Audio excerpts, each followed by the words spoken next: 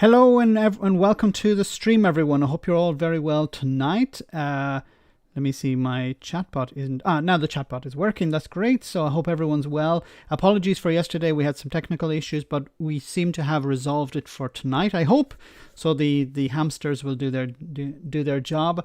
So I just want to say before I hand over to Gordon, I just want to say hello to everyone who's on the stream tonight. We have Gerald. Great to see you, Gerald. Inconsequential. Great to see you.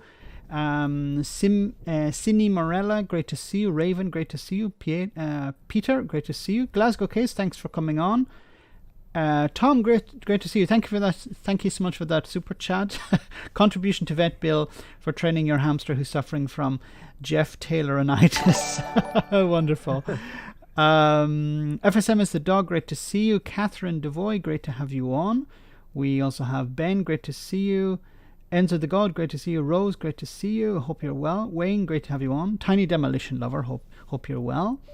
We have Killer, great to have you on. Thanks for moderating once again. Bernie, great to see you. Suzanne, Conservator. We're up to 186 viewers. That's amazing. So I'm just going to have to go way down to the bottom. We're going to try and get through as much as we can tonight. Of course, we're going to look at we're going to answer some questions by both myself and Gordon. And some of the questions are directly for Gordon. Valerio, thank you so much for that super chat. Hi, Max. I hope the connection works tonight. Yes, I do too. Once again, the super chats are going to be split between two charities, Médecins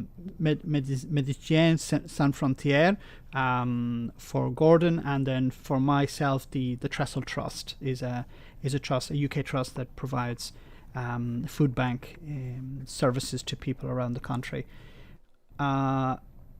Let's see. So I think we can jump into it. So we had some problems yesterday, Gordon. So maybe you can tell us again a little bit about yourself, how you got involved in politics, or your interest in politics, how you got into YouTube, and maybe a little bit about the channel as well. Okay. Well, where shall I start? Probably the best way to describe how I got into politics is actually through my work, because I worked in the art school in Glasgow for years. And during that time I joined the union, of course, because that was what people did in those days. I very quickly realised that there were a lot of things that you could do in those days, particularly in the public sector. And one of the things I was most interested in, because I was in a workshop, was health and safety. So the TUC, the trade union, had courses for people in the union who wanted to become trade union safety reps, to represent all the workers in their building or in their workplace. So I went on the training course, became a safety rep, and I sat on the health at the art school for many years, contributed to that, investigated accidents, and of course, in the process of being a trades union member, I was also a member of the Labour Party for a long time. My politics were very left-wing anyway, and I always classified myself as a kind of green socialist. So my interest in Scottish independence, which is what I'm sure we're going to be talking about this evening, just a little, was largely engendered by the fact that in the course of my other interests, including things like space flight and scientific research, which I indulge in as a kind of hobby, a bit like a sort of 19th century gentleman experimenter, my friends and I would do experiments in space flight, including things like hypersonic design, because I was involved in electrical engineering at an early age. And that led to a collaboration between our small group in Scotland and the Jet Propulsion Laboratory in Pasadena, who were looking to answer a question about whether a spacecraft could be designed correct shape to fly through the atmospheres of both Venus and Mars at 125 times of sound. And nobody apparently could answer this question. But we had been researching a vehicle which had been invented at Glasgow University in the 60s, 1960, and was promptly dropped by the British government because they cancelled the space program in favour of to go to the moon. But this thing that we were researching was a kind of space plane. It re-enters the atmosphere and rides on top of the sonic shockwave, that carpet of fire that you see when a meteor comes in. Sits on top of that. It's all its lift from that. And we were working with JPL, and they said to us, why is your government not supporting you with this? This is fantastic work you're doing. It's great science. you're an amateur group with no funding. Why is that? And I said, well, that's because our government is in another country and they have absolutely zero interest in funding anything like this unless it's to their advantage. And he said, that's incredible. He said, I've never been to a country where there is scientific work of this magnitude going on at an amateur level, which is not being supported by either the government or a university. So well, we're viewed by even universities as they look down their noses at us a bit as well, because they see us as not proper scientists. And they were a bit jealous of the fact that we actually did solve the problem for JPL and that they crunched the numbers in their supercomputer and the calculations were correct. So that was where I got into the idea of why is Scotland not able to do things and why is it so frustrating? Why is there no money? Why is there no funding? And it's simply because our government didn't exist in Scotland in those days. There was no parliament in Edinburgh. And the only way we could get anything done was through MPs in Westminster, and we only had, what was it, 70 of those, something like whatever it was, 70 I think, and they were outnumbered, 10 to 1 or 9 to 1 by English and Welsh and other MPs. So that was where the interest in independence came from. That's where it grew from, and actually from that point onwards, I would say from about 1981 onwards, I became more and more interested in why Scotland wasn't independent, why there was no movement to do that. When Tony Blair was elected in 1997 on the promise of delivering a Scottish Parliament, and we got 65% of Scottish people voted to have our Parliament reinstated. And interestingly, the Holyrood Parliament was never actually shut down. It never disappeared. It was just sitting in Edinburgh. So when the Parliament was reopened in 1997, there was a great deal of discussion on the shape of the building and the expense of building something that weird shape. But when it finally opened, it actually was just the opening of a building because the Parliament already existed, just been suspended for 300 years. So this was like Sleeping Beauty. Scotland had been asleep for 300 years with no Parliament actually sitting. But when they opened the building, it was back. It was like somebody had just kissed some life into Scottish democracy. And suddenly, there we had a government, there we had a seat of power we could use. And of course, we know the rest of the story because Alex Salmond and the SNP gradually built up their support. And of course, we know that in 2011, the SNP won a majority for the first time in that parliament. And Alex Salmond and I think Alex Salmond and David Cameron had a great deal of respect for one another as politicians. Alex Salmond was the lone sort of SNP stalwart in Westminster for decades. Took dog's abuse. He was mocked, he was ridiculed, and yet he stuck at it. So eventually when we had our referendum, when David Cameron called it, he called it because he thought he was going to win. For independence, 28%. It looked highly unlikely that we would ever leave. I, at the time, incidentally, thought that it was too soon for a referendum. I thought that, we were coming out of that period in 2008 when the banking and everybody was strapped for cash. My business was struggling. I had to lower my prices to survive in that era. And I thought at the time, if we win independence in these circumstances, it will be an absolutely amazing movement. By the time we got to within 10 days of the poll, we had gone from 28%, past 45%, and all the way up to 50%, at which point I think basically the Pampers were put on down in London. And they started plotting how they were going to stop this because it was becoming obvious it wasn't going to be a slam dunk for the UK. And we know the rest of the story. Alistair Darling, Three Stooges came up, made a vow, said we couldn't use the pound, and the whole thing flopped because basically the Scots were lied to about the pound. We were told we wouldn't be able to use our own money, which was also a lie. What they were saying was we couldn't have a currency union, but the understanding of the public at the time was that it was money that we wouldn't be allowed to, not currency. They didn't understand the difference.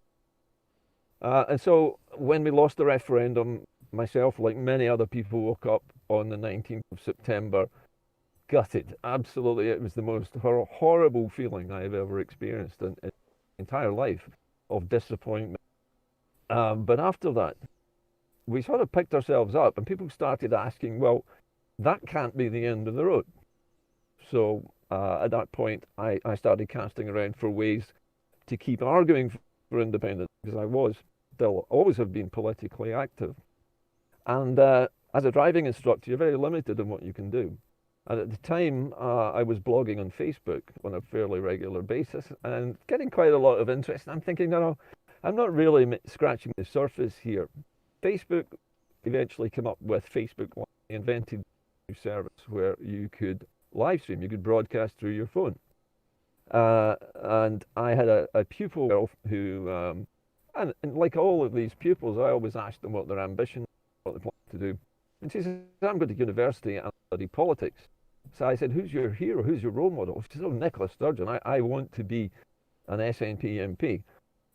And I thought, there's a 19-year-old girl. She's got more guts and more get up and go than I have. I'm sitting in a car waffling away. And she's going to university to learn to be a politician, to actually do something about it. So I felt a bit ashamed of myself. And I got a bit angry, partly with myself, but also with the state of Scotland, the way we were unable to make any progress, the fact that we had no media from which to get any actual accurate information. And I thought, well, I'll have a shot at this Facebook thing. So I had a rant. You know, it's like you get really pissed off and you just go for it, right? So I just mugged the camera for about 20 minutes, pressed the button to post it, and then went back to work. And that evening, I thought, oh, I wonder what happened to that. Maybe I've got, a few hundred of my friends have had to look at this video. 16,000 views of that first broadcast. And I had people clamoring for more of it. Even that same night, people said, you must do this every week. And I thought, okay, well, I'll maybe try it every week. And it was a little difficult at first, to muster enough enthusiasm and to get together enough information to make a program. And after a while, it became more popular weekly. And people said, you must do this every day. You have to do it every day because you're your only lifeline to truth and reality. So it became a daily thing, and here I am now talking to you. And the program, I think if you wanted to characterize it as something, it's a 20-minute program with up to 3 topics. I never talk for more than about 5 minutes on any topic. I like to finish on a positive note, and the purpose of the program is really to look at whatever is happening in the political arena at the time and ask the question, how are these things linked together? Why has that politician said that? Why did they say that now? Why did they do this previously? And what are they intending to do? What's this leading towards? So I'm joining the dots and trying to formulate an analysis on what's actually going on. And it has got to the point now where I get mobbed wherever I go now. It's really embarrassing. I mean, I had a woman once, I went on a march to Inverness a couple of years ago. It was a cold day. And 20,000 people turned up for that, just out of the blue. And I'm marching with Indycar, with Indy Truck Davy, whom you know, and John Mellon, who is a well-known character in the independence movement. And the 3 of us are marching along, and a woman threw herself at me from the crowd, grabbed me, kissed me, and burst into tears. And the 3 of us were taken aback, couldn't believe this. And she was just thanking me for what I was doing, and I just was completely embarrassed by this. It's not something you're used to having happen to you, especially not as a driving instructor, where in a normal daytime job, you're not supposed to touch anyone. So that's where it came from, and that's where I am now. That's great. Thanks for that. And nobody has jumped out and tried to hug me yet, but we will see. One day. One day, perhaps. Probably where I'm located doesn't help. I want to thanks for that. So before we get to the questions that we have prepared for you, Gordon, I'd just like to read out some of the super chats. So we have one from Robert. Hello, Max. Great to see you. Thank you so much for that super chat, Robert. We also have, let me see, going down. We have, I don't want to miss any of them. We have Era. Thank you so much, Era. What strange things have happened to do this in the car? Please shed some light on this. Plus, what routes do you think the SNP will take to get to independence? I don't know if you can see that. 2 questions. So, what strange things have happened to me in the car? Is that yes. the first question? Well, apart from the woman throwing herself at me on a march, right? That was one event. I have had some negative reactions from people in the past, and of course there is a small, shall we say, very militant, what would you call them, unionist element, particularly in Glasgow, who don't take kindly to what I do. And I've had one guy who basically just sat and stared in the window at me one day while I was broadcasting. He just scowled at, making faces at me. A few other times I've had trans jams, which it appears to be coming from something like CB radio transmitters.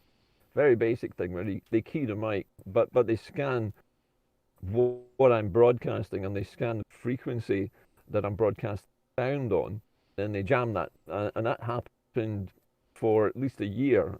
I had to take all kinds of evasive actions and change my routines, change my broadcast location. And I had to stop telling people when I was going to broadcast because that flagged it up to them.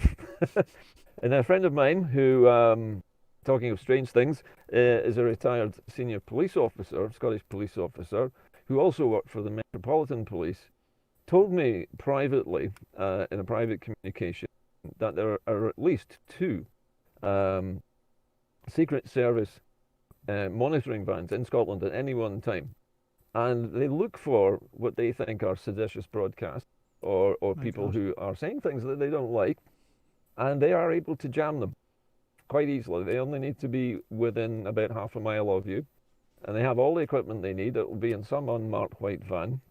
There will probably be two operators. They'll track you because every car, this one included, in its roof, there is a tracking beacon. It's a satellite tracking beacon, and it belongs to Citroën, which maker of this car, and I believe it's designed just so that they can find it if it goes missing. And also the lease company has another tracker built in to another part of the ceiling so that they can track it as well. But of course these beacons can be tracked by anybody, including people who want to follow you around and try and jam your signals. If you have the right, this was you have the news right to me. I had never heard of this before, and I was stunned, to say the least. Many people thought I was making it up, but I promise you I wasn't making it up. That the information came from an extremely reliable source. So that was the weirdest thing, I think. What about the second question? Second question. Okay, the routes for the... what route do I think the SNP will follow? Well, the stated route is to call the independence referendum if they win this election, and that means they need a majority, either an outright majority where they win the majority of the constituent seats, or a majority where they haven't quite made it with the first vote, but there are enough pro-independence parliamentarians from other parties, Greens or Alba, to make a majority. And in that case, they then will claim the mandate to hold a referendum. Now that means that the people have voted in large enough numbers for pro-independence parties that the mandate has been established democratically to the referendum. Now we know Boris Johnson has said he will not officially sanction a Scottish referendum without the so-called Section 30 order of the Scotland 1998, which was the thing that enabled power to be shared in the first independence, so that the Scottish held that referendum. But, and this is the but, if Boris Johnson does say no, the SNP are planning to go ahead with the referendum anyway in a direct confrontation with the Kingdom. There is no legislation, as far as I'm aware, coming from the Act Union, which hold the UK together, and this is the 318-year-old agreement, which was not a democratic decision. It was signed under duress, the threats of blockades and land seizures. But that particular agreement has no exit clause, and there is no law which says that Scotland must get the of England before it votes on it. And then we move into sort of international law. But the SNP's plan is to confront the British state and say, we're going to do it. What are you going to do about it? Boris Johnson has said he will challenge it in court. The SNP have said they will fight it in court. There are only two courts in the UK which they can do this with. One is the Supreme Court in England, as it's known, which Tony Blair renamed it the Supreme Court in an effort to make it sound like it was a British court, but it is still an English court of law. In Scotland, we have the Court of Session, and the inner house, as it's known, of the Court of Session is our High Court. So it would go through that first, and they would make a ruling on whether the Scottish Parliament was within its boundaries, within its powers, call an independence referendum. The British state will argue that it doesn't have the competence to do so, and they will block it through their own Supreme Court, at which point we reach a stalemate. And it's at that point that I think interesting will begin to happen. So at that point, we need to really start looking at internal law instead and get an adjudication from a much larger legal entity such as the United Nations or the Court of Justice. So that's the way I think the SNP is going to play it. Okay, thanks for that. Dietrich, thank you so much for that super chat. Thank you. We have another super chat. Let me see. Well, they're coming. A lot of them coming in now. We have one from David. Thank you so much, David. David says, as a Scottish European resident in Hong Kong, Max is the man who helps me comprehend helps my comprehension of the reason behind my European citizenship was stealthed away from the into the night. Gordon's the guy assisting my understanding of the recovery process. Thank you so much for that, David. Great to have you on the stream tonight, and very kind of you. Son of Viking, thank you so much for that super chat. He says, is Gordon satisfied with the proposed Scottish Constitution, or is there a need for a more inclusive inclusion of the people in the Constitution? Well, that's a very good question, because I was involved in the creation of a constitution for Scotland some years ago. There's an academic called Dr. Mark McNaught, and he is, I think you would call him an American Scot. He is an American citizen, and he teaches international law, and he has a particular interest in the history of constitutions, particularly the American one. And he teaches this at the University of Rennes in France. But what Mark has done is he voluntarily spent 6 years of his life writing a thorough and complete constitution for the new Scottish Republic as he saw it. It's taken him years to do this, and he and I met some years ago in a cafe in Glasgow, and he said, "Would you like to see this constitution and take part in the discussions about how it should be put together?" I said, "It'd be fantastic." And the constitution he has written is easily the most comprehensive and probably the most progressive constitution I've ever read. He presented it to the Scottish Parliament, I think about 2 years ago, handed to Mike Russell, who is the constitutional, or was the constitution minister at the time, senior SNP figure. Mike Russell was blown away by it. But at the time, and I believe still at the moment, the SNP does not want a constitution for independence gain. Mark's argument was that with a written constitution, when it's published before we vote on independence, then the people will know exactly what the state will be. They will know what their rights and their responsibilities are. They will know the limits of the government's power. They will know how the leaders are going to be elected. They will know what the banking system is, what the currency will be, and the timescale for the changeover from British control to Scottish. It puzzled me at the time why the SNP did not use this as a way of explaining what the new Scottish state would be and giving people a chance to actually discuss it and perhaps to ratify that constitution well before any independence referendum is held. So then everybody knows what they're voting for. And that was his argument. And I still agree with him to this day. And it still mystifies me why the SNP has not published that. Can I intervene? I'm thinking perhaps it could be for a similar reason to Brexit, and I'm not comparing. I don't want to compare independence to Brexit, but if you look at how the Brexiteers managed to win the referendum, they convey, well, of course they told a lot of lies. We'll park that for a moment, but they also didn't really go into detail, and they just told people, look, just focus on the prize. We're leaving. That's it. We're going to leave.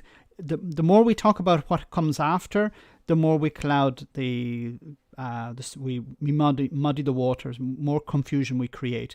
So, and every Brexiteer had their own post-Brexit idea. And I think maybe, and it's not to be dishonest, but it could be an idea from the SNP's point of view.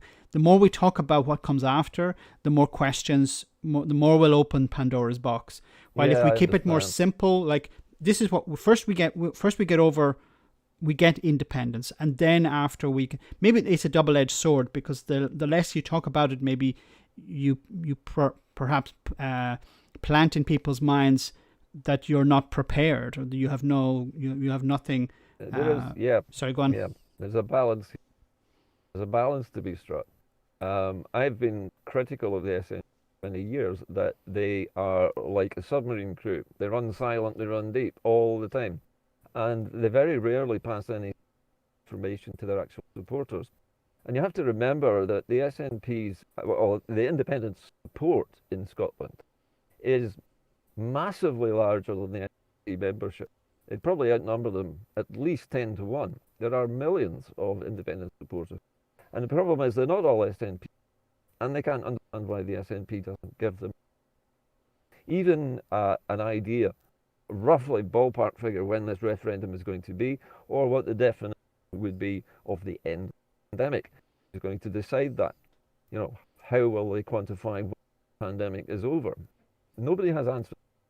And I think, okay, it's difficult to answer them, but a little more communication from the SNP settle the nerves of many. We're still having a little bit of problem with your voice. It's cutting out a little bit, but it's not as bad as yesterday. Don't worry.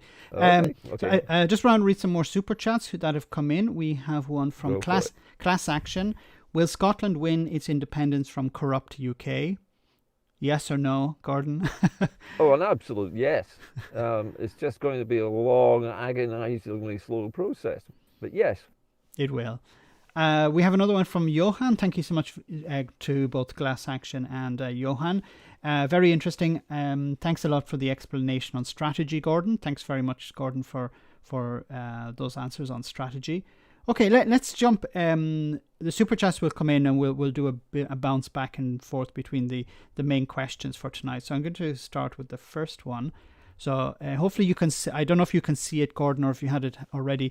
I'll just read it out. It says, this one is from Chris, aka the Buttons blog. He says, Gordon, how can I convince my partner? I know you answered this yesterday, but we have. I know we didn't hear it. We didn't hear it. We didn't hear your answer fully, so we can have another stab at it.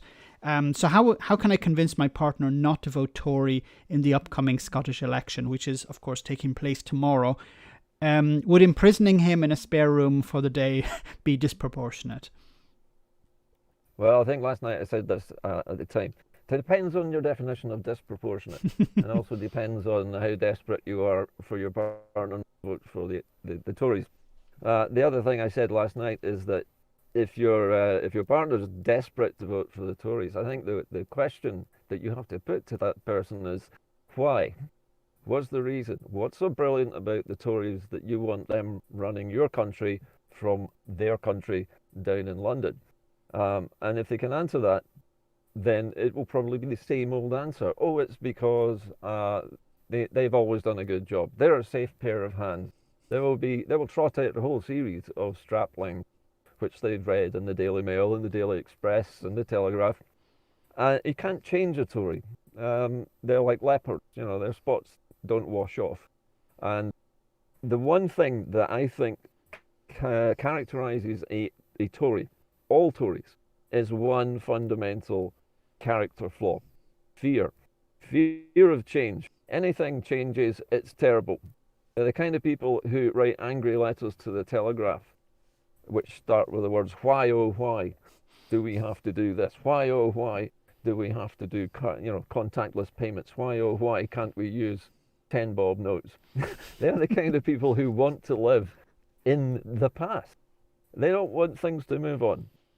And that is what a Tory is. And you can't change them. They are too scared of change to do that. And so you will probably never, ever change your vote. They will just keep voting for it regardless, because they're frightened of anything different. Well said. Okay, we have another question from Pfeifferka, who says, Gordon, can you explain what the legal case Martin Keatings is pursuing in the courts and what has happened so far for the folks viewing? Okay, Martin Keatings is an old friend of mine. Martin Keatings gave me my first public speech at an event in Dunfermline about 4 years ago. Martin has decided that in order for Scots to make an informed choice about independence, it should first of all be established that we have the right to choose.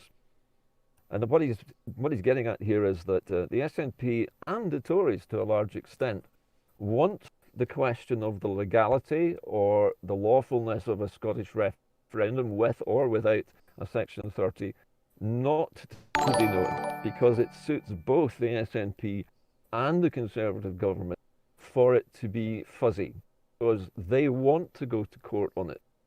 This is what the politicians are wanting. They don't want to actually decide it for themselves. They want lawyers locked up in a big courtroom to decide it. Now, what Martin is trying to do is trying to get, first of all, the Scottish Court of Session to rule whether the Scottish Parliament has the powers to hold this or not, without Section 30, without permission, inverted commas, the UK. If the Scottish courts say yes, because this is something being enacted under Scottish law, and it is advisory referendum only, and the British state does not need to recognize the result. And that is actually the argument, Martin QC, that it will not affect the British government in any way. It is simply an expression of the settled will of the people by a democratic means. And therefore, the British state can choose to ignore it if they wish, at their own peril, because they would be going against the will of something like, 5.5 million people. Or they can agree to sign a Section 30 order and do the thing properly. So he is just trying to make sure that the Scots know whether or not they can have a referendum without a Section 30 order. And it's not an unreasonable thing to wish for. But Martin is going to be, has already been stymied and delayed in that because of the so-called Lord Advocate.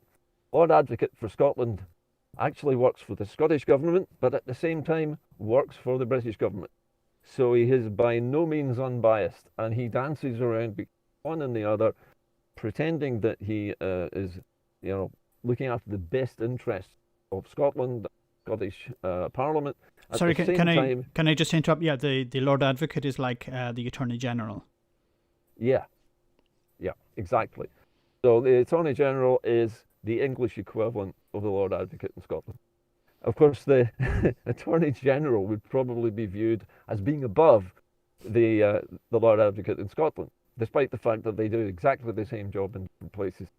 So you can see the issue is muddied, and it's been deliberately muddied, and all of the political atmosphere around this entire subject has been deliberately turbid, so you can't see through it. The public are baffled by all of it. Nobody knows what's going to happen, because the politicians are actually wanting this confrontation to take place. And that is why Martin is having such a hard time getting any kind of sense out of either of the courts. Because nobody wants to make this decision. They want the politicians to go head to head and thrash it out, and have a decision made by somebody else eventually.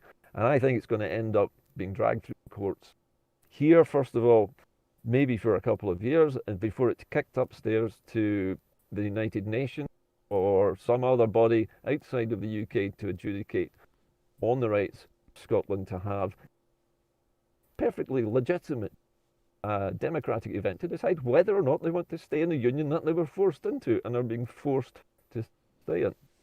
Okay, thanks for that. We have another question from Johan. Thank you so much, Johan, for that super chat. If Scotland gets independence, how will the money UK has borrowed be split, by population or by land area? So the current debt that the UK has. There are raging arguments about this. The raging argument that England borrows money on behalf of Scotland, and therefore, with Scotland having somewhere in the region of 8% of the population, we are supposed to be responsible for 8% borrowing. But actually, that's not what is being told to us.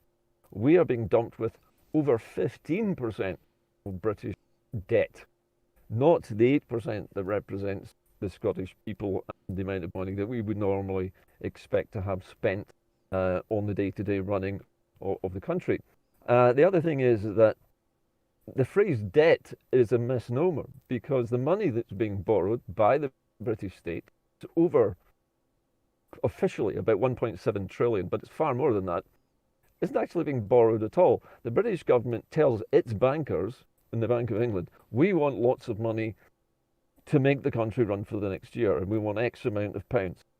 The Bank of England creates the money in air in its computer, and then lends it to the government, which of course has told it to create the money to lend back to it. So basically the British government is creating money and borrowing it from itself, and presumably paying a bit of interest to the Bank of England for the year that they borrowed that money. But the problem with all of this is that Scotland has never asked the British government to borrow any money on our behalf, and we very rarely see any benefit from any.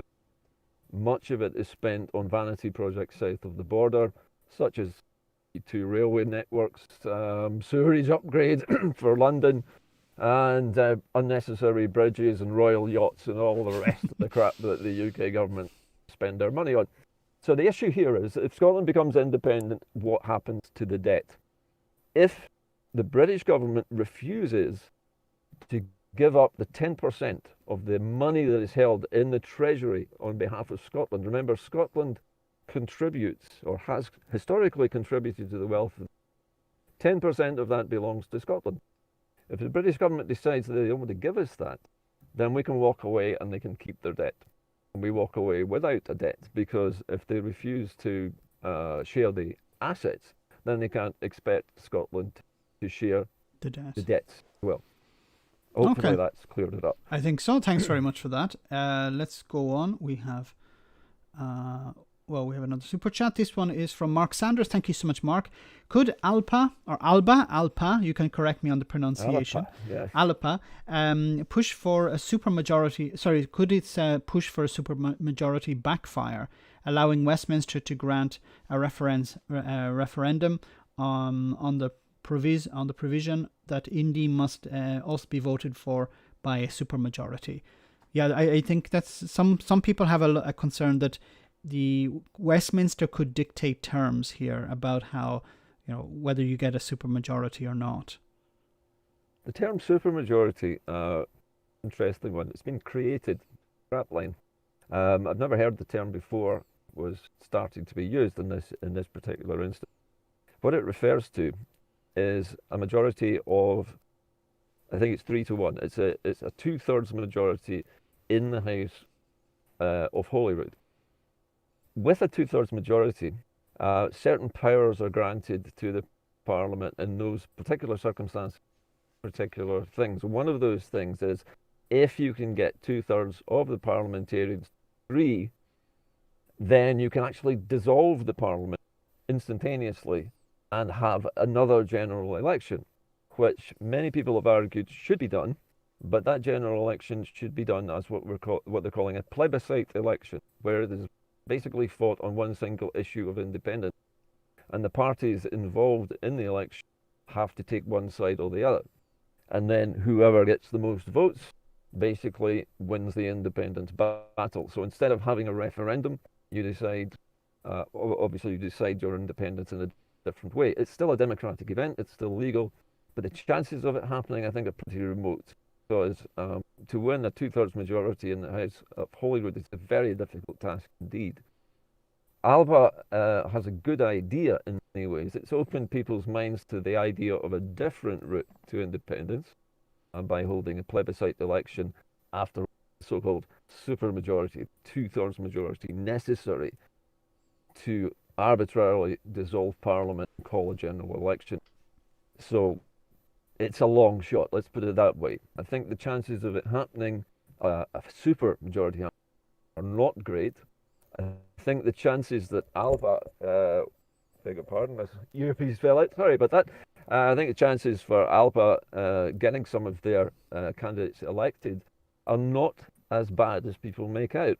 There's a lot of argument over how many votes they will get, but the fact is that they are now the only opposition in the list seat, second vote, in terms of independence vote to the Greens. The Greens have a huge share at the moment, and they're looking like they might 11 seats, something like that. Nobody knows what Alba will win because many people are not saying to other people that they're going to vote for Alba. They want to keep it a secret. In many cases, people in Scotland will not tell you they're going to vote Tory because they're frightened of people's reaction. I think in some cases, SNP members who are going to vote for Alba are not saying they're going to. And so the polls are tilted and giving an apparent advantage to the Greens. And Alba is not showing, I think, the support that might already be there. I think they were showing about 6% in one poll recently, which would allow them to win some seats. I have a sneaking suspicion that Alex Salmond will win a seat. And if he does that, he will certainly not be quiet in the House. I hope that's answered the question. That's great, yes. Okay, let's move on to the other questions. We have one from Vic. Vic says, hello, Gordon. Great to see you back on the road. Can you explain the routes available for us to gain self-determination should Westminster refuse to recognise? I think we've actually covered that question already. About, we have. Yeah, so... I think the term self-determination is an interesting one to clarify, though. I've mentioned many times that we're not actually talking about voting for independence at the moment. We're talking about voting for the right to vote. And it's a peculiar thing. Why should a country have to demonstrate that it has enough, politicians arrayed to take a simple decision like holding a referendum on a very important matter?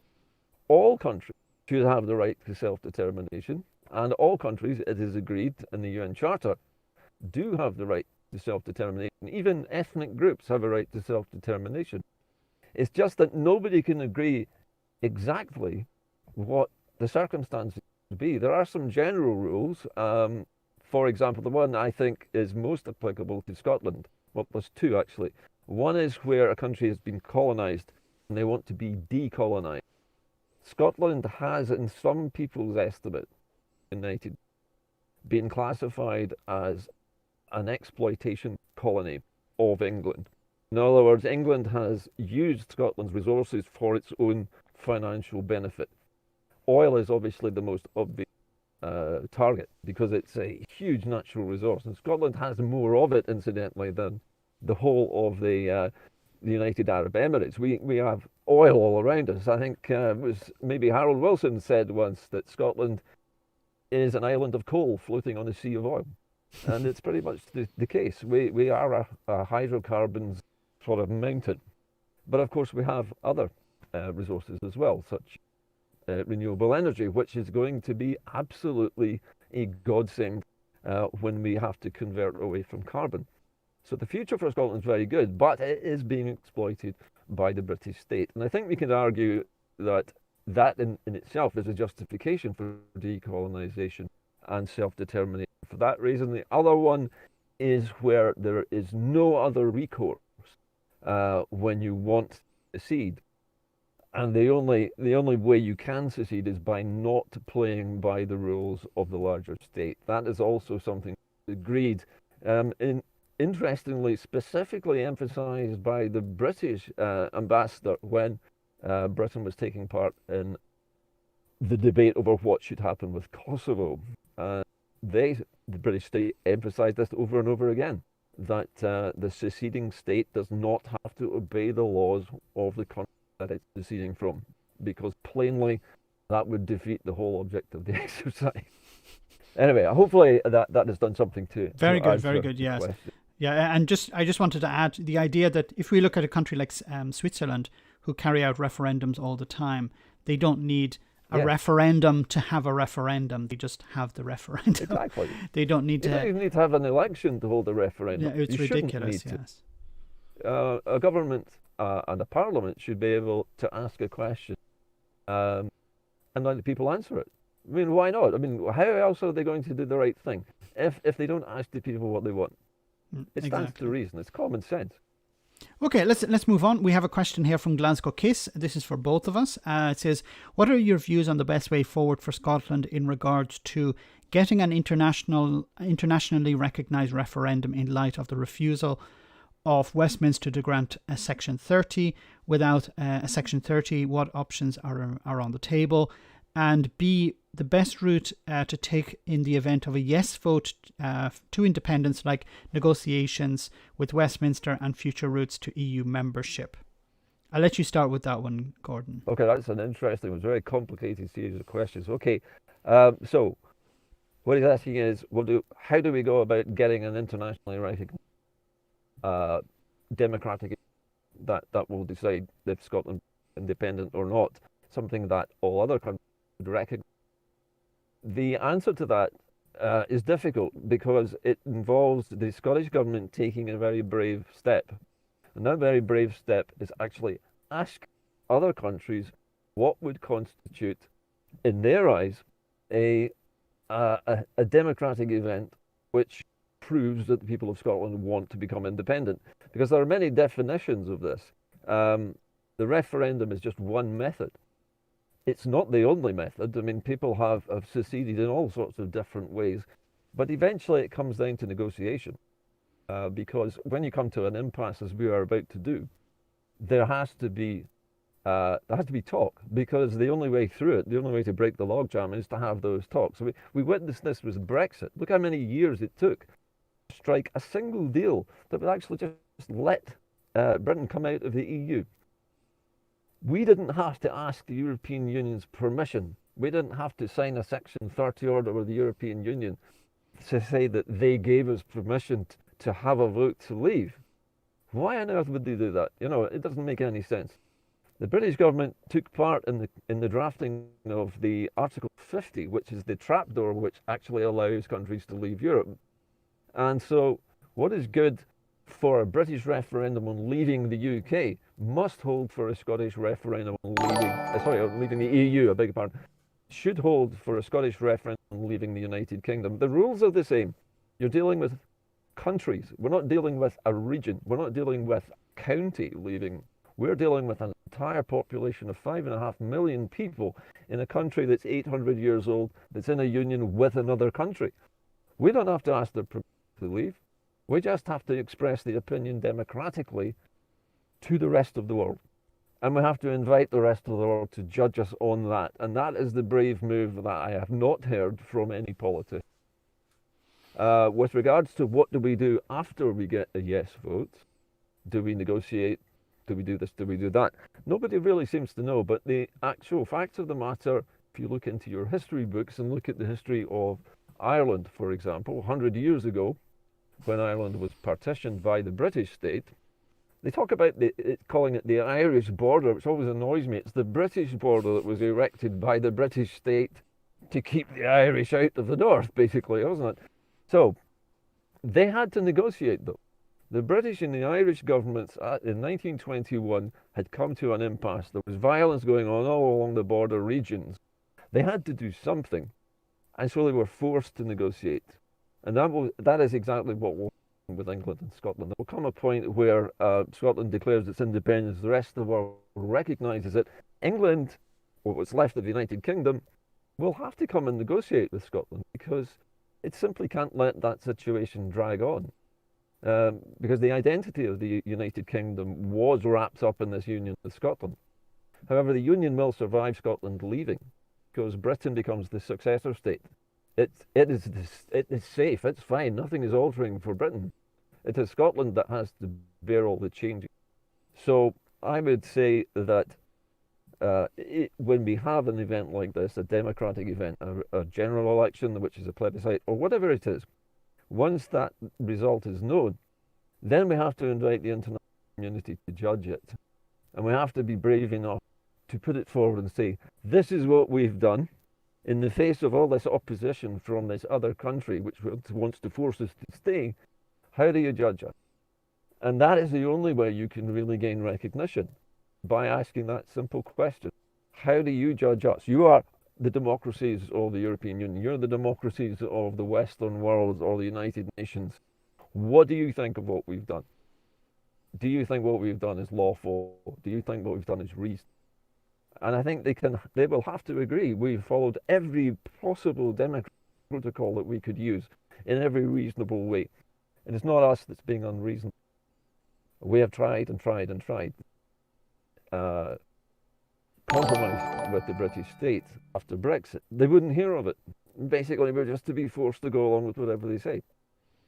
You cannot do that. I mean, there is no other country in the world that would put up with another country telling it what to do.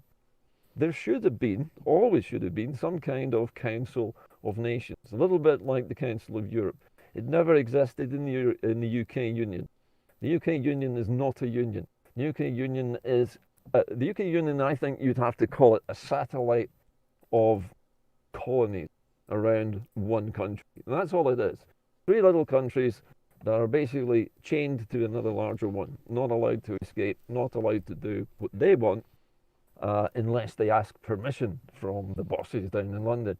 And this is what's wrong. It's been wrong for 318 years, and just because the country signed a document 318 years ago under duress would not stand up to modern democratic scrutiny. There's no diplomat in the world who'd say that the British in any way volunteered. It's as simple as that. Can I just say, do you believe it's this colonial mentality that is in an attempt to stop Scotland from leaving the Union? Of course it is. Britain still sees itself as a player on the world stage. You look at the way they boast about their new naval warships. The big powerful British is going off to the South China Sea to do battle with the damned communists. It's jingoism. They love it. It's what the British state eats for breakfast every day. It's the Daily Mail headlines. Scotland doesn't view it that way. We've never viewed it that way. You saw when it was the Queen's birthday, there were street parties all over England. In Scotland, there are tumbleweeds going down the streets. Nobody celebrates things like that in Scotland. We just don't do it that way. So, as far as I can see, yes, the colonial mindset is still there. There is still that terrible class stratification all the way through the British Empire for what's left of it. And what you're seeing now really is the last vestige of the colony leaving the empire. We were the closest colonies, we were the first to be colonized, and we will be the last to leave. Can I ask a question? I'm jumping in here, but I just wanted to ask a quick question. Do you, let's say when Scotland becomes independent, there's a vote to leave the Union and the transition period begins, do you see a difference in the approach to Scotland if you have a Labour government in charge in Westminster or you have a Conservative Party government in charge in Westminster? Do you see a difference in how Scotland will be treated during a transition, whatever transition there will be taking place? When you were talking about Ireland back in 1921, I think perhaps the fact that it was Lloyd George, if I'm correct, Lloyd George was in charge. Maybe it was because of his approach and sort of, maybe can I say, pragmatic approach to this. It, in a sense, facilitated an easier transition. Do you think that could be a case when it comes to eventual independence coming through? That's a fascinating question. I think you need to look at the current crop of conventional British party politicians, see who has that kind of ability to be pragmatic and not to just sort of wave the Union flag or wrap himself in the flag.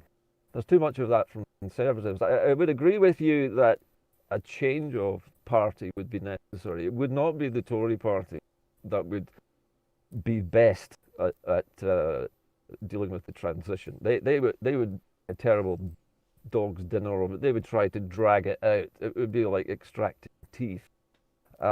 Possibly a Labour government.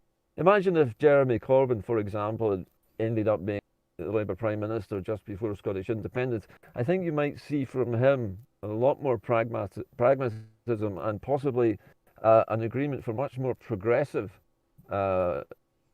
interconnectedness between the two countries without all the confrontation that the Tories like to indulge in. I know that Corbyn has been maligned greatly by the press. They hated him because he was a socialist. He was a true Labour socialist. They hated him because he was a middle class Labour socialist as well. And of course, they hated him because he spoke to the IRA when nobody else could do it. So Corbyn has a record, and somebody like that perhaps might come about, might come to power, but I don't know. It's unlikely at the moment, I think. But I foresee the Tories making the transition period as difficult and expensive as possible. Okay, let's move on. I'm hijacking the chat there. Go we have another super chat from Johan. Thank you so much, Johan. It says, whom will be a citizen of Scotland? Whom? Plural. Anybody who chooses to live in Scotland. Very good. Anybody from anywhere who wants to be a Scot can be a Scot by simply moving here and wanting to take part. That's all it is. It's Scotland civic is, nationalism, not it's like a big club that's free to join.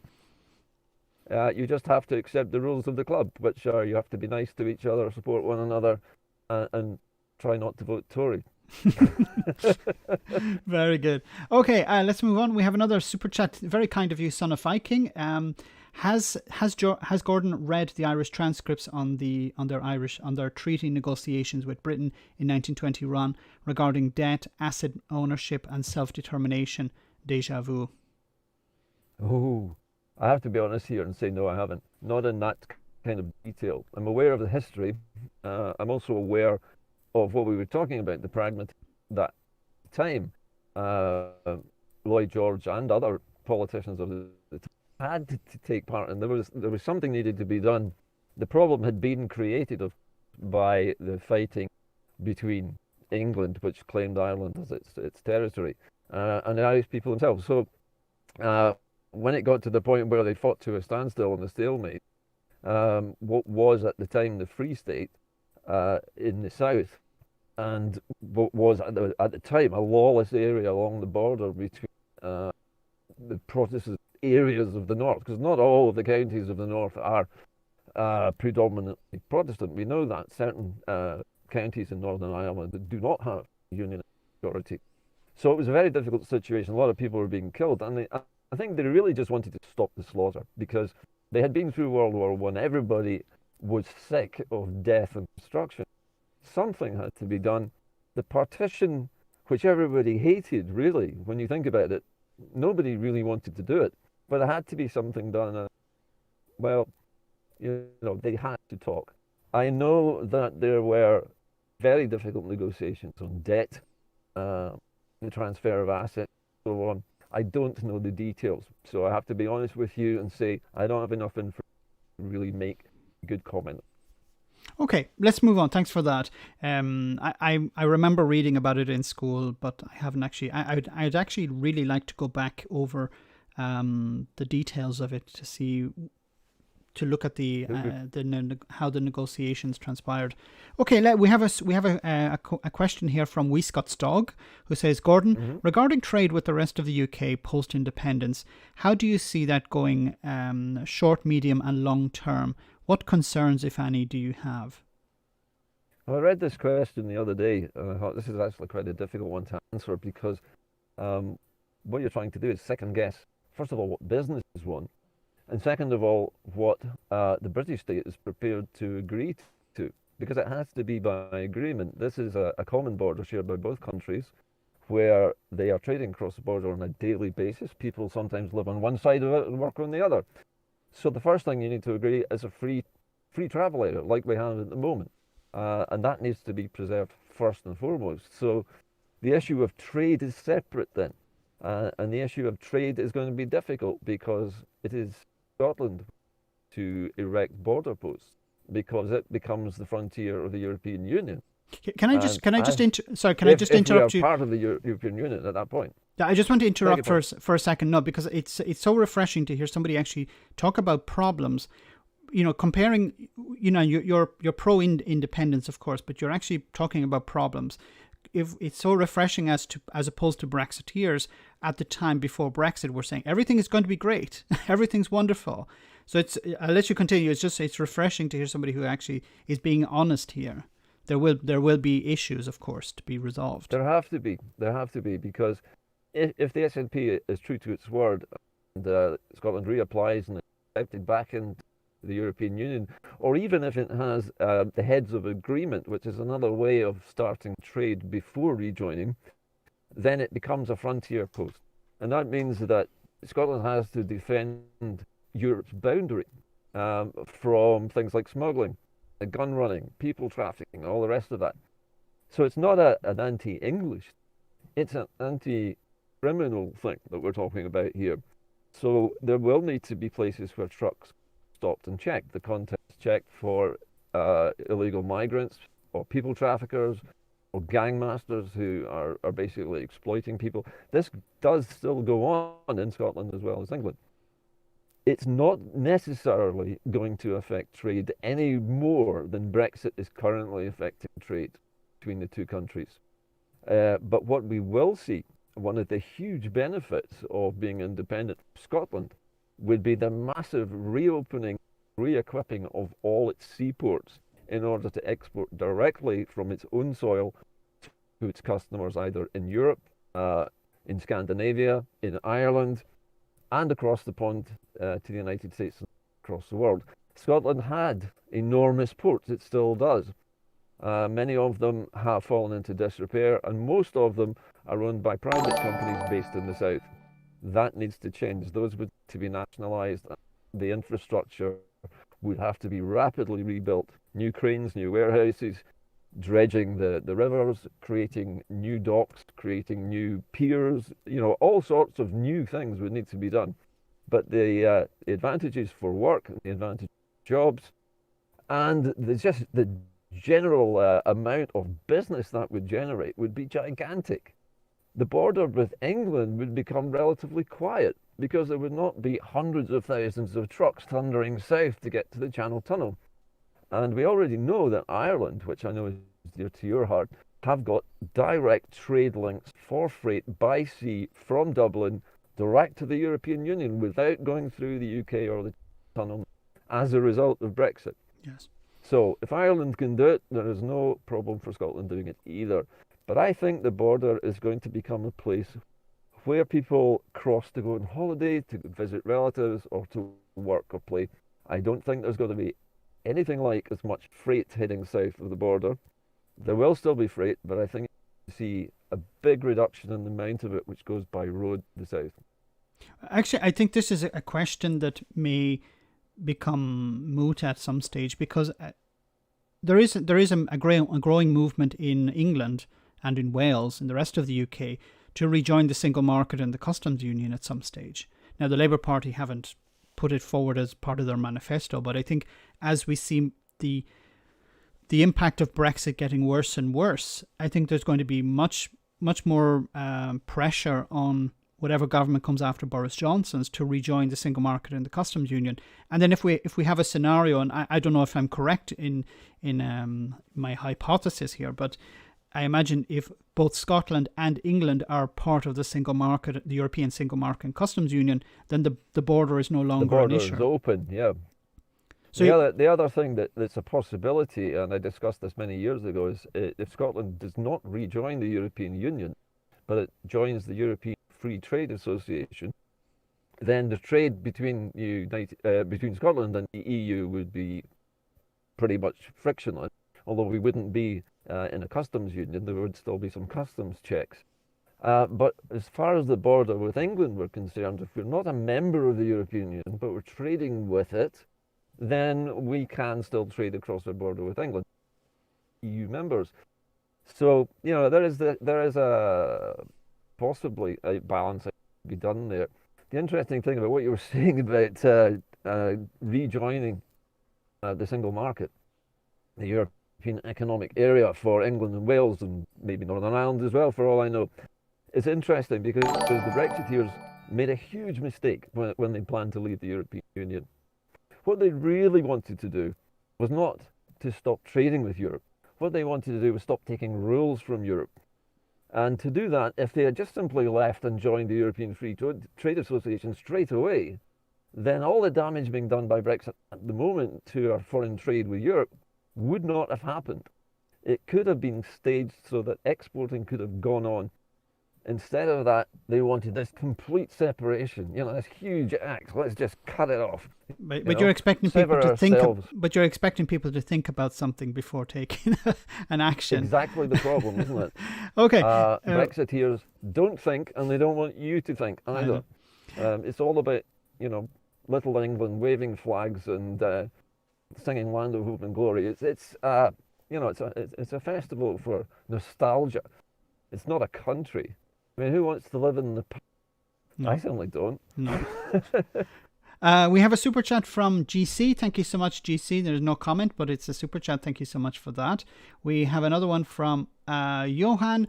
How many border crossings does Scotland have to the UK? Thanks so much for that super chat, Johan.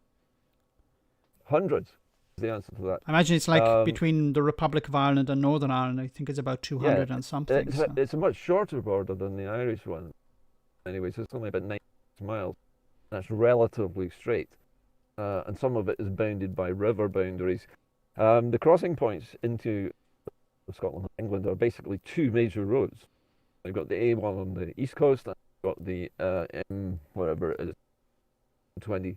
Forgot what it's called. The M6 comes into the M8. M74, that's the one I was looking for. Okay, so we've got two major motorways crossing the border. And then you've got two major rail lines crossing the border, one on the east, one on the west. So those are the major crossing points for trade. The rest of it is porous. It's lots of little leaky country roads and A roads and B roads and unclassified roads that join up farmland, join up small villages. I don't think you're going to need to do much in the way of border posts for those. You might want to put up a jolly little sign that says you're now leaving Scotland and entering England, but nobody's really talking about stopping trucks on these roads because, for one thing, the trucks can't use the roads. It is possible that there would be a bit of smuggling going on those roads. So there would need to be patrols, perhaps more in the air than on the ground, I think, but perfectly possible to police that, given the fact that there is probably a fair amount of crime going on under our very noses at the moment with the open border that we don't know about anyway. So I suspect that the border issue is basically a bit of a red herring, really. Okay. All right. Thanks for that. I want to move on to the next question. And once again, guys, remember, this is a particular stream tonight because we had some technical issues yesterday. If we're up to 411 viewers, that's amazing. Smash that like button, guys. And remember, the super chats tonight are going to be divided between two charities. So let's move on to the next question. This is from Aki's Mad, who says to both of us, can we really trust Alex Salmond when he stated that Scotland's current government wasn't fit to govern after independence, an independence yes vote? And also, who's funding Alba? Okay, two questions. Can we trust Alex Salmond? I think you have to make your own judgment. My opinion on Alex Salmond is that he is a very astute politician.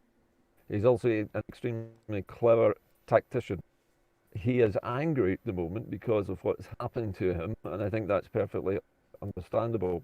And I think that's come out in his rhetoric when he says that the current SNP government is not fit to govern.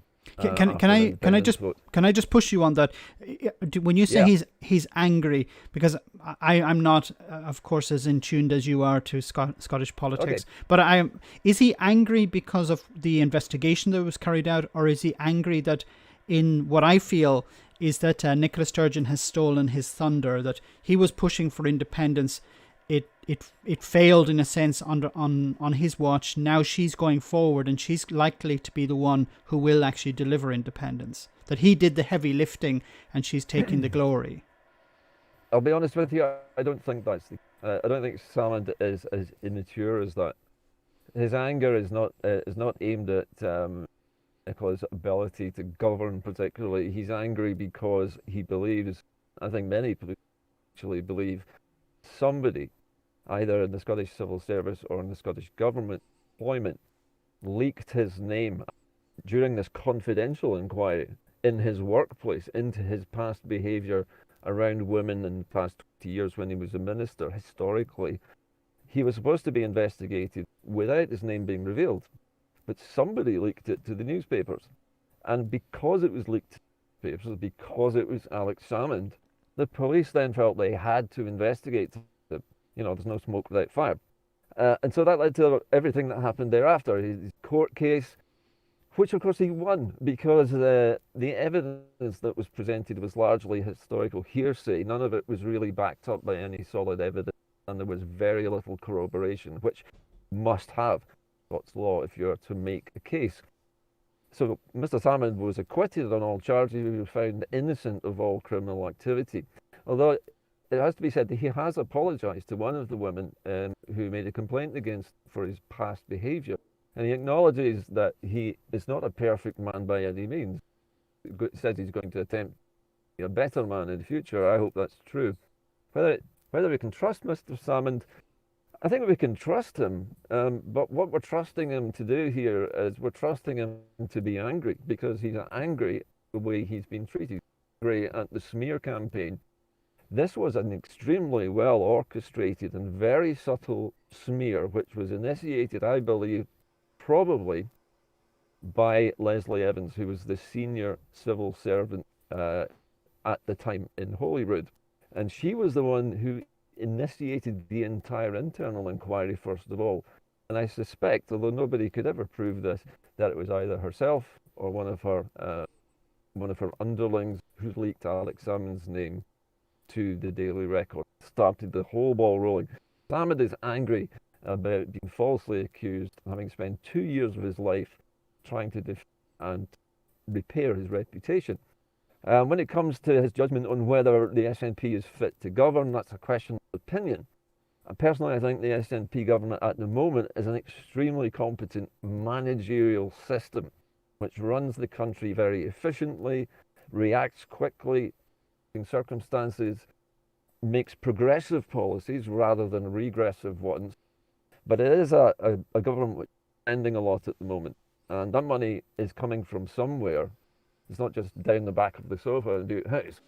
And so Nicola Sturgeon obviously is balancing the books. She must be, otherwise this money wouldn't exist. So they've probably been salting it away for a time when it's going to be needed. And I think the SNP government at the moment, the current group, is very adept at running the country. The question is, are they very adept at gaining independence? And that's actually a completely different question. Personally, I think Nicola Sturgeon could run the 50 years quite successfully, but people would get fed up and certainly would want a change of scene, change of leader, and perhaps a more combative style when dealing with the not quite so lawyerly and a bit more bombastic in the same way that Boris Johnson. And who would you say is funding Alba at the moment?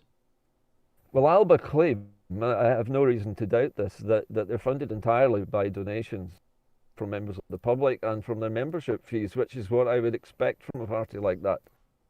I myself, a few months ago, when it still existed, I was a member of the Independence for Scotland party briefly, and I campaigned for them, and I managed to convert a good number of my own supporters to vote for them, because at the time Alba didn't exist, and the Alliance for Independence, or the AFI as it was known at that time, couldn't get itself onto the electoral register because it was an actual party. So I believed at the time one pro-independence party existing, ISP, it was a good idea to throw my weight behind that, because we definitely need a bigger independence majority. We need to kick out a lot of who basically get in by default.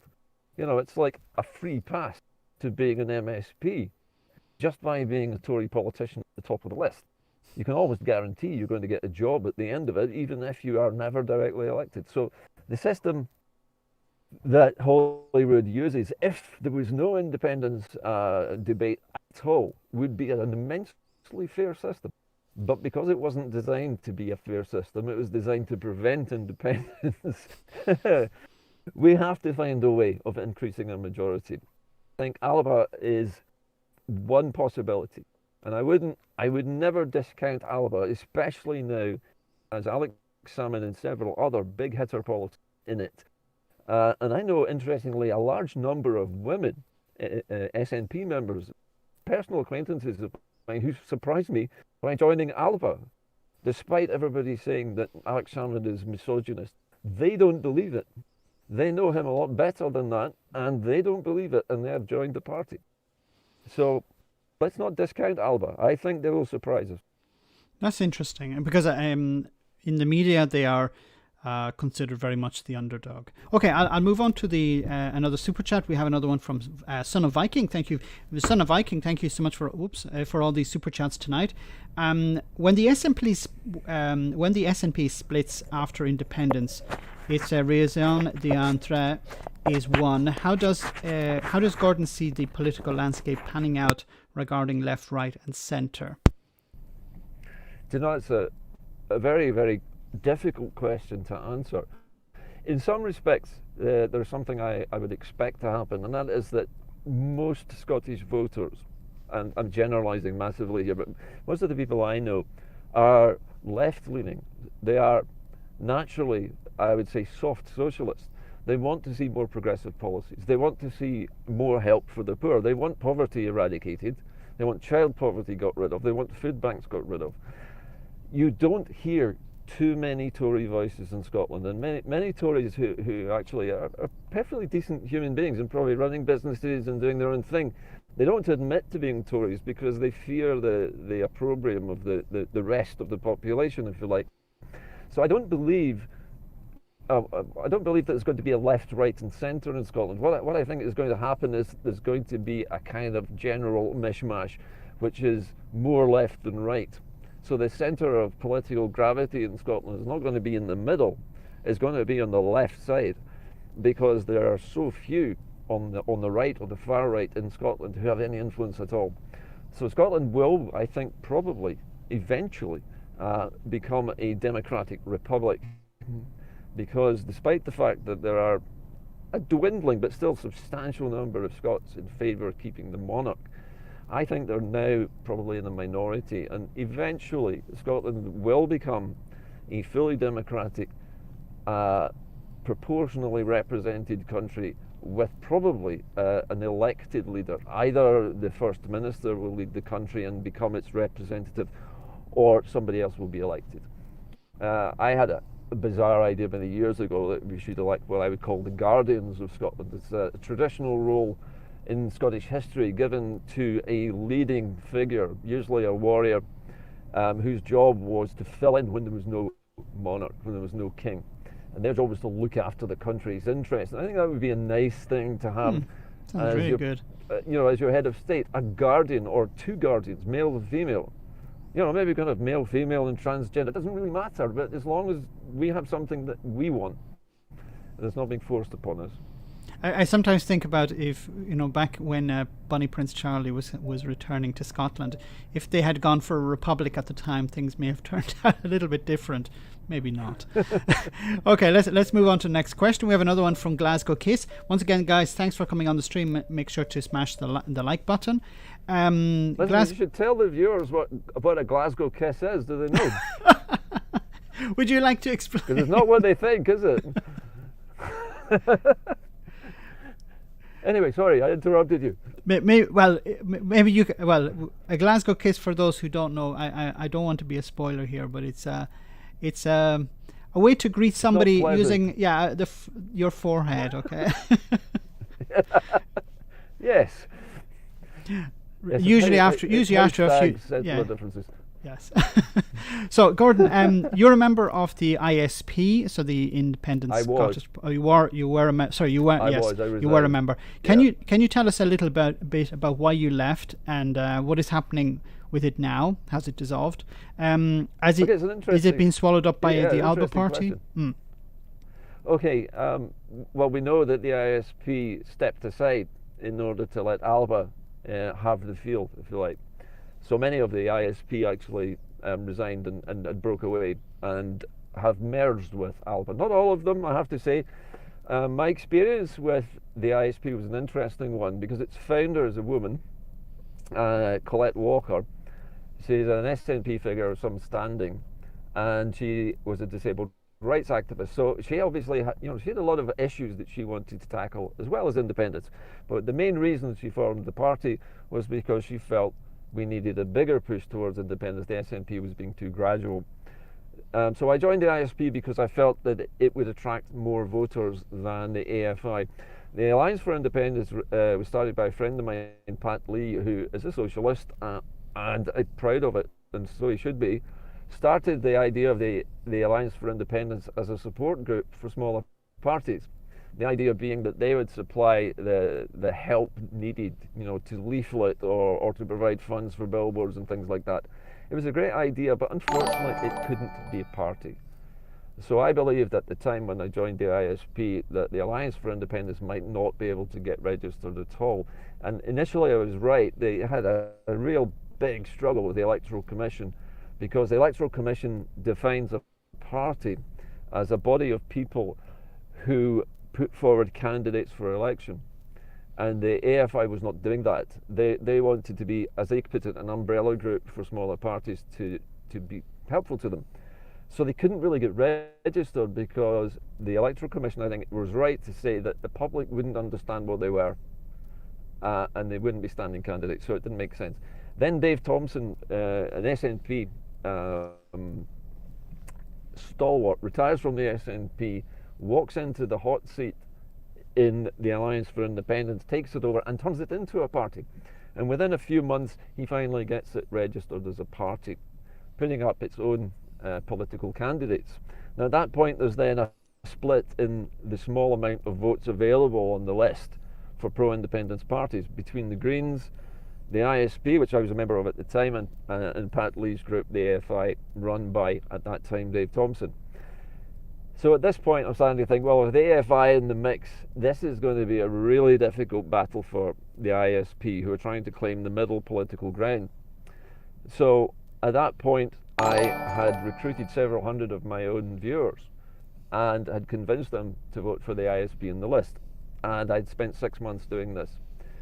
At that point, the Independence for Scotland Party's media creators created a short video, and they had done quite a lot of very good, punchy, short, meme-like videos. And this one was football themed, but unfortunately it mocked the SNP. It was meant humorously, but the problem is that most of the people I converted to ISP second votes were SNP members, and they took massive offence to this and walked away. So all the months of work that I'd done, 6 months of work, gone in 15 seconds. I was angry about that. I said so at the time. I said, look, I can't. Oh, Gordon, we've lost you for a moment. Oh no! Hopefully Gordon will be able to come back. Let me see. Just bear with us for a moment. Let's read out some of the super chats we have. Hopefully this stream is still going. I haven't lost the stream. Wee Scott's Dog, thanks so much for that super chat. Great answer regarding trade. It would be great to see regeneration of Scottish ports. As a former resident of Lie, I say persevere. When Scotland, yes, the stream is still going. Looking for the white fan. I think we hopefully can get Gordon back. Ian, thank you so much for that super chat. When Scotland becomes independent, how would my family be repatriated, and what colour passport would I get? Maybe you get a blue passport. And I think a repatriation would probably still go ahead. Let me see if I can get Gordon. Just bear with me for a moment, guys. Just a little intermission for a moment. Be right back. Let me see if I can get Gordon here.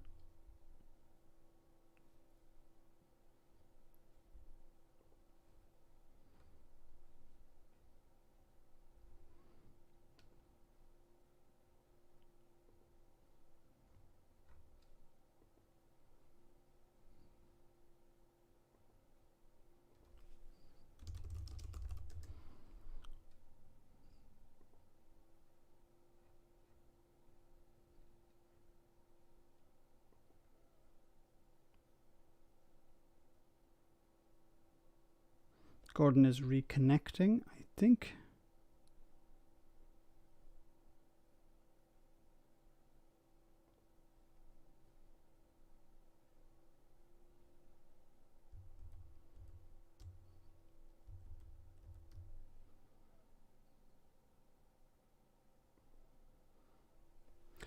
Just waiting for Gordon to reconnect. I think he's having some problems. Let me continue with the stream.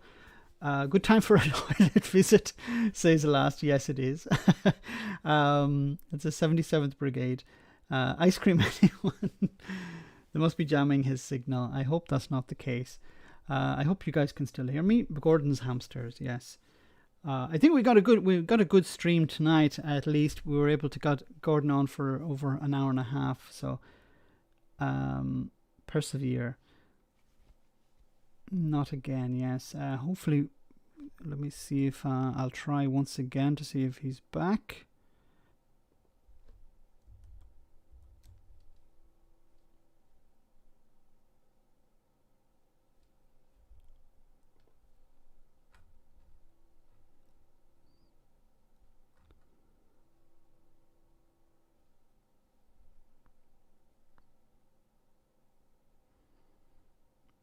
No, I don't see Gordon.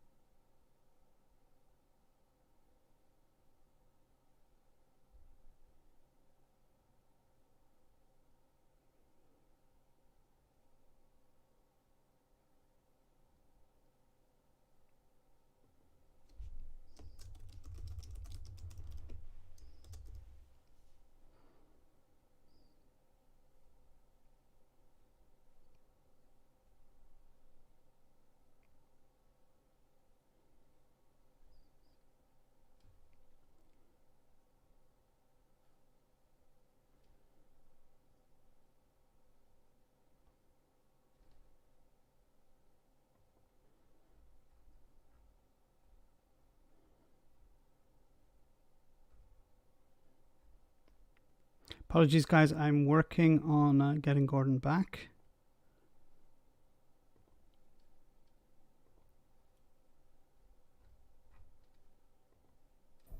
Here we go. Gordon, are you back?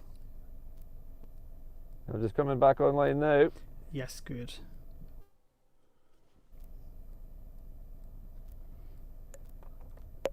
You see me now? I can't see you, but we have audio. Okay, I'll have you turn my camera back on. Hang on. I don't know what happened there. It just dropped out completely. Okay. You Okay, see me now? that's great. Yes. Can Okay, we're back. hear you and see sorry you. about that. No problem, no problem. These things Hooray! happen. Yay, great to see you again. Okay. The gremlins will not beat us. Not this time. Okay, I'd like to move on to the next question. This is from Buxton. Gordon, also, if you have to leave at any stage, don't worry. You can just let me know, and we can. Well, fairly soon, Mike. Okay, sure. Let's see what we can do with this question. Yeah. So we have Buxton's question. Both of us is in the white paper from the last referendum. It said British citizens habitually resident in Scotland would become Scottish citizens. After a pro-independence referendum result, do you expect an influx of English people into Scotland to escape the Tories? I think the answer to that is yes. I would agree, yes. There already is an influx. You know, English people love coming to Scotland, either for holidays, buying holiday homes. And let's face it, a lot of people who live in London realise that, you know, selling their one-bedroom flat that costs £500,000 will get them a mansion in the Highlands. So yes, why not? I mean, why not escape the austerity? Why not escape all of the cuts, you know, and escape all of the waste and come up to a country that knows how to do things? Yeah, definitely. Yeah, I think there's a general feeling the average English person doesn't have a problem with Scottish independence. A lot of commentators I've spoken to would regret losing Scotland, but they fully understand the motivations and they would support the Scottish people.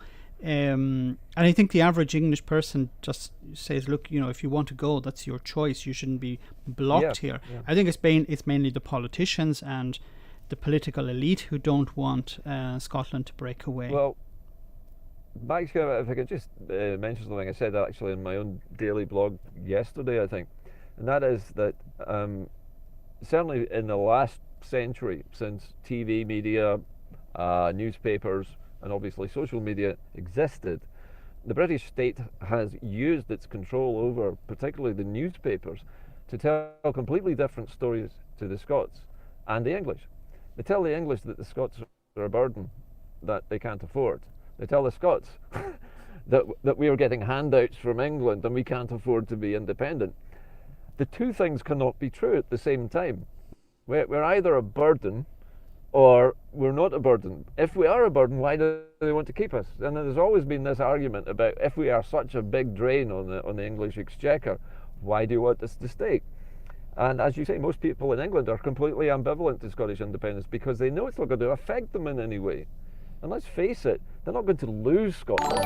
They're going to get real Scotland back. You're going to get a good neighbour, not a vassal state, not an unruly rabble who are annoyed at being told what to do by your government. You're going to get a lot happier people. So when you come up here, you're going to be much more welcome. And if you are escaping Tory austerity, you'd be welcome as a refugee here. We're not going to turf you back, and make you go into a detention centre where we work out whether you're actually running away for austerity or not. There isn't an SNP version of Priti Patel, as far as I'm aware. I sincerely hope not. Okay, we have another. That's the most inappropriately named politician in the planet. Yes. Nothing pretty about that woman. No. We have Lewis, super chat from Lewis. Thank you so much, Lewis. Households of six number voters in 2014 all ready to vote SNP on constituency tomorrow, including some ex-Tory voters. The tide is changing. Yes, that's great to I'm hear. Impressed. Now, Well that's done, a remarkable Lewis. statement right there. But I have to tell you that even in 2014, when I was blogging back then, I didn't have the show then, I was in regular contact with two prominent Tory politicians who I knew the identities of, but they refused to divulge them publicly. They were in favour of independence. We had long conversations about this, and it was fascinating because these particular Tories are what I would call old school Scots Tories. These were people who were interested in business, not politics. And they saw independence as a massive opportunity to get rich and make a lot of money, and to increase the number of jobs and to build a more prosperous country. And those are exactly the kind of politicians you want.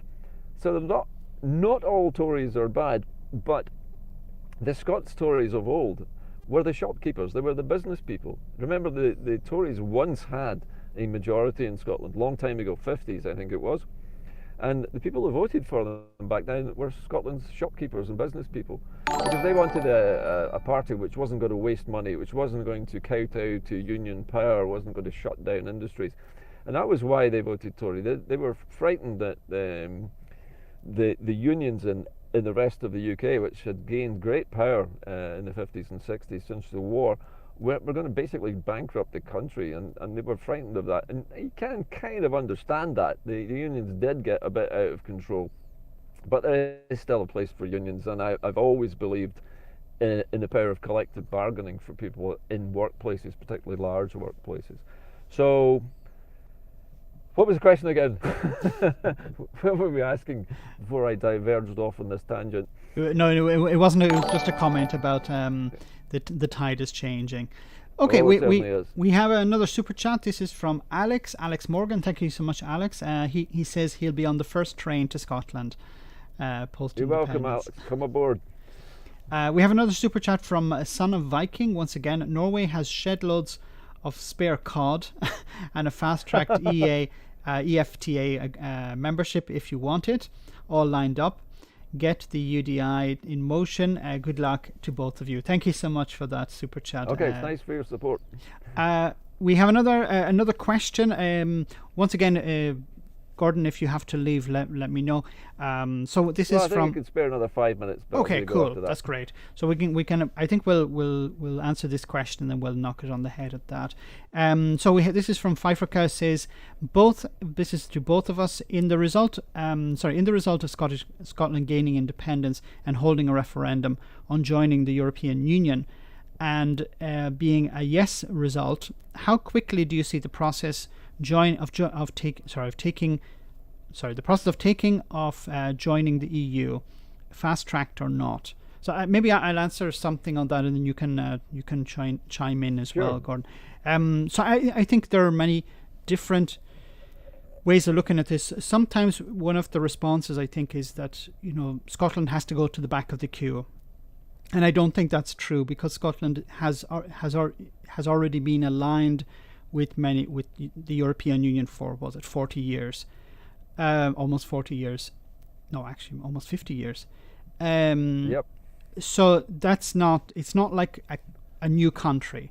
It has already been like that. It was already a member, so it doesn't have to join at the back of the queue either for that reason. And then I believe there are many countries, for example, my home Ireland, who are enthusiastically supportive of Scotland joining the European Union. And I think this is, all of these things work in its favour. Now, it doesn't mean that it's going to be something that will take place overnight. I think there's a process, but it's better, I think, to do it slowly and do it well than to do it quickly and do it badly. So, what do you think about that, Gordon? I think I agree with you about doing it right rather than doing it fast. There is an interesting sort of third way of doing things with regards to the European Union. I interviewed Anthony Salamone, who runs a group in Scotland which is pressing for businesses to be allowed to trade with Europe, and he's an academic. And Anthony, when I asked him this question about how we could do trade after an independence vote was successful, how could we do it fast? And I had said to him, is the European Free Trade Association the correct route? And he disagreed, and he said the reason that he disagreed is that the European Union has within its gift, because of Scotland's special circumstances, having been a long-standing member and still, well exceeding the requirements of joining the European Union, that in the meantime, while our application is being processed at the front of the queue, because we've been a member for so many years, there could easily be an agreement signed between the European Union and the Scottish Government which allowed trade to continue as if we were members. It would not grant us membership of the Union at that point, but it would open the doors to trade instantly, and would allow the export of goods to the European Union and the import of goods to Scotland from the European Union without any barriers whatsoever. And he says he has evidence to prove this, that there is a diplomatic route for doing that, and he has been told that in his research for his group, which is looking for Scottish business to get back into Europe. So I had never heard of this before, but I suspect, coming from Anthony, I know he is a very respected gentleman in his own field, it's probably true. So if that's the way, then joining the European Free Trade Association might not be necessary as a stepping stone. It may just simply mean the European Union knows exactly who we are, and they know exactly what our resources are, what our human resources are, they know our standards, they know our rules. We comply with everything. So it's just simply a matter of coming up with a new negotiated settlement. And while you're doing that, why not just open the borders? Because we know each other already and the standards are already correct. There is no need to reimpose a barrier. And this was Anthony's argument. So that would be an interesting one. Again, that would need some bold contact between the Scottish Government, the new Scotland, and the European Union at that point. But I think the European Union would be waiting at that stage for an approach just like that. Okay, thanks very much for that answer. Yeah, I think it's going to be very interesting the next number of months and years. Yeah. It's and a lot of this is probably going to become much clearer as we go forward. So I want to say a huge thank you for Gordon for coming on tonight. It was a massive pleasure for me. Great to get so informed about so many things that I wasn't informed about regarding Scotland, about the parties and everything. There's so many questions I wanted to continue to ask you. Maybe we could come back another time and answer some more. Yeah, let's do that. And well, finally, I just want to ask you just one quick prediction for tomorrow. Can you make a prediction for the results at the election tomorrow? I think the polls are pessimistic. My belief is that when people realise what's at stake in this election, when they wake up tomorrow and think, I've got to vote. I mean, I was listening to my wife and my younger son talking about it tonight. This will be my son's first ever election. And he's 19, he's 19. He takes this really seriously. I've not put any ideas in his head. I have mentioned nothing to him about independence whatsoever. I want him to find out by himself. My belief is that there will be a big majority for the SNP in the constituency, because I think the turnout is going to be gigantic tomorrow. The weather is reasonably good. People are in the mood to get this done. They want it done. So I think the constituency vote will be a majority. It may not be huge, but it will be there. What interests me the most is what happens with Alba and the Greens. Will people trust the Greens? Are they planning to move fast enough? And can some of their cookier ideas be dropped? Nobody knows. Is Alex Salmond trustworthy? Who knows? But does it really matter? Alex Salmond's party has come on the scene at the right moment. And maybe, just maybe, it will give the SNP a kick up the backside that it needs in Parliament to get things moving a bit faster. I don't know. Frankly, I'm going to actually make this prediction. I think Alex Salmond will be elected, and perhaps one or two other of his party, of the Alba party, will get seats, maybe more than that. And I think we'll have a majority tomorrow. By the end of the count, I think the count is going on over 2 nights this time because of the restrictions, so we won't know the result until we have Saturday. to wait longer. Yeah, it's agonising, isn't it? Yes, SNP will win a majority. I believe the Labour vote will go up. The Tory vote, I think, is going to shrink. And I also think that the Greens will increase their tally a bit, but maybe not as much as the polls are indicating. I think the big mystery and the outsider in this race, the dark horse, if you like, is the Alba party. Nobody knows who is voting for them. And I have a sneaking suspicion that they are going to be more successful than people suspect. That's about all I can predict, I think. Thank you so much for that. Okay, we had another welcome. 2 super chats. I just want to say thanks to John for that super chat, and I want to say thanks to Diarmid as well for that super chat. Unfortunately, I can't read them out now because we've come to the end of the stream. Thanks to everyone who's come on the stream tonight. Thanks for your support. We're up to over 400 viewers. That's great. Make sure to check out Gordon's channel. The moderators will post a link in the stream. So I'll see you all on Friday. Perhaps we'll have a bit more information about the results of the election then, and I'll talk about it on Friday night. So I hope to get Gordon back again. We can talk more about Scottish independence and how things are moving along. It'd be great to have you back. So guys, I'll let Gordon go. So once again, I'll see you all on Friday night. Have a great Thursday and Friday. And I imagine all of you will be watching the results all over the country. So thanks again, and I'll see you all on Friday. Take care, and I'll see you soon. Good night, guys.